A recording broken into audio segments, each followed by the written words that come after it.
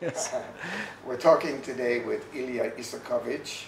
Ilya is from the Ukraine, but now lives in Sydney via Israel, and he's a violinist with the Australian Chamber Orchestra. Ilya, good morning. Good morning to you, Henry. Ilya, tell me how you came to come to Sydney. Well, it's a bit of a long story.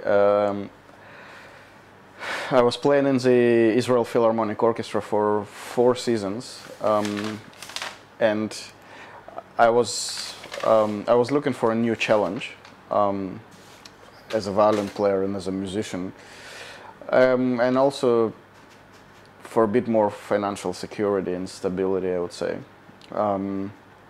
So I looked up on the internet, and nowadays it's with the age of the internet, it's very easy to find anything. There is actually a specific website for musicians looking for jobs. It's called Musical Chairs, and they publish all available jobs around the world in all the orchestras. And I found the Australian Chamber Orchestra, so I have applied and sent my CD recording, and the orchestra liked it, so they invited me for a live audition. So I flew to Italy and auditioned in Bologna, and that's how I got the job, and since then I'm here. And in Italy, the ACO was on tour? Yes, the ACO was on tour in Europe. We always tour once or twice a year now to Europe and US mostly, sometimes to Asia as well. As a matter of fact, next month we're flying for a tour in Hong Kong and Berkeley in San Francisco. It was very interesting 2 programs, actually 3 programs. You were born in the Ukraine, and you started playing the violin at the age of 8. A bit earlier, age of 6, I would say. Age of 6? Yeah. And you moved to Israel with your parents in 1991? Yes. And settled in Rehovot? Yes. What happened to your musical career when you got to Israel? Well, I was a young boy back then. I was 14 years old, and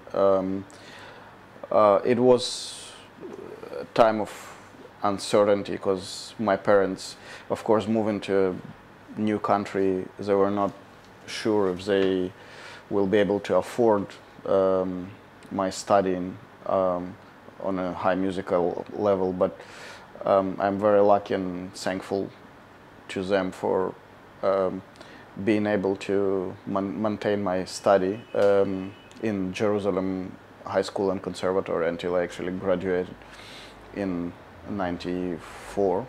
And you joined the Israeli Philharmonic? I joined the Israeli Philharmonic in 1999, I think. Yes. Yeah, and I played there for 4 seasons. Now you have a stellar catalogue of people that you played with. Can you tell us some of the well-known, world-famous musicians that you played with? Yes, I was actually incredibly lucky to be able to perform with some of the greatest, really, musicians of our time. I played with Isaac Stern and with Rostropovich, who unfortunately both died already. And of course, Itzhak Perelman and Pinchas Zuckerman, which are great friends of the Israel Philharmonic, and with Daniel Barenboim, and with the younger generation, as Maxim Vengerov and Vadim Repin, Yefim Bronfman. The list goes on and on. On and on and yes. on and on. But now you're with the ACO, not the IPO. Yes. And I understand that the style of the ACO, the Chamber Orchestra, is quite unique. Would you like to tell us something about that? Yes, it's not just unique, it's totally totally different to Israel Philharmonic or any other symphony or even chamber orchestra. this orchestra is unique in a few ways. First of all, I would say it reminds more of a quartet, string quartet, rather than orchestra, in a way that quartet plays with no conductor, and we perform with no conductor as well. So we literally follow the first violin, who's amazing musician, Australian musician, Richard Tognetti. Yes, and the second thing is we play in standing up, which gives you a lot of freedom to move and to express yourself better, and gives the whole performance a new sort of level of energy and excitement. Does that mean, and I've often thought this, if I'm at a symphony concert and they're all sitting there, and very frequently they're very stiff in the way they sit there, there's very little physical response to the music. That seems to be the domain of the conductor. Is this quite different in the case of the ACO? Absolutely. It's literally, we're an orchestra of soloists, and our repertoire we're playing is very demanding on a personal level from each and every one of the musicians. Very often we play pieces written for 15 or 17 instruments solo voices. So each one plays a different part. So how many other of you? We are 17 in total. We only have string players, so violins, violas, cellos, and double bass in our corps. And I should also mention that now one of the things that makes this orchestra sound so unique as well is the amazing collection of instruments that is being played in the orchestra at the moment. I can only mention a few of them. Our leader, Richard Tognetti, plays absolutely incredible Guarneri del Gesso violin, and Satu Vanska, she's a principal violin. She plays a Stradivari violin. I believe it's the first and only Stradivari in Australia. Helena Radbon plays a Guadagnini violin, and there are 2 Guarneri cellos being played by our principal cellist Timo Veikovalve and Julian Thompson. And very recently the orchestra got into its possession absolutely amazing double bass by Gaspar de Salo, which was made, I believe, in around 1580. So, as I said, it's an absolutely unique collection of instruments which can be all displayed in a museum. This is the first time that the ACO has played in a synagogue, I believe.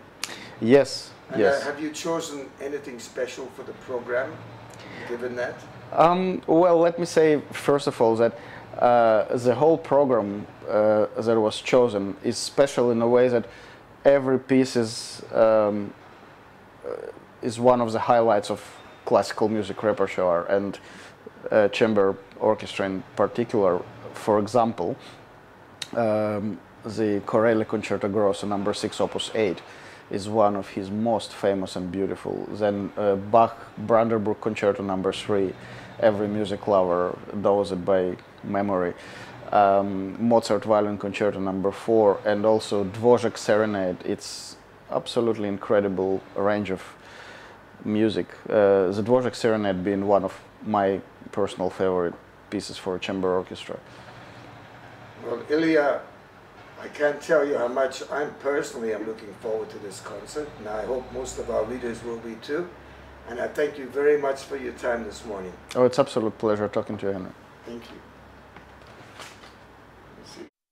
Ilya is carrying in his hand a very special violin, predates Stradivarius. Ilya, tell us about this. Yeah, it's a very special one indeed.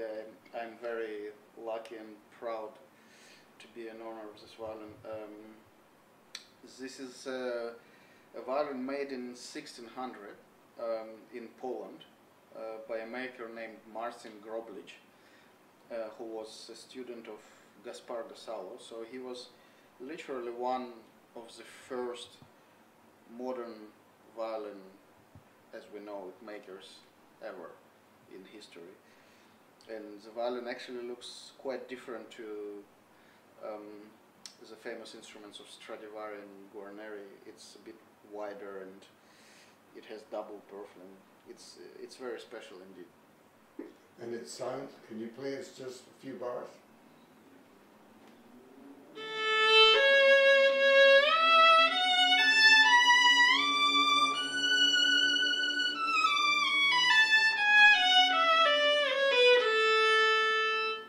Beautiful. Thank you. Thank you, Anna.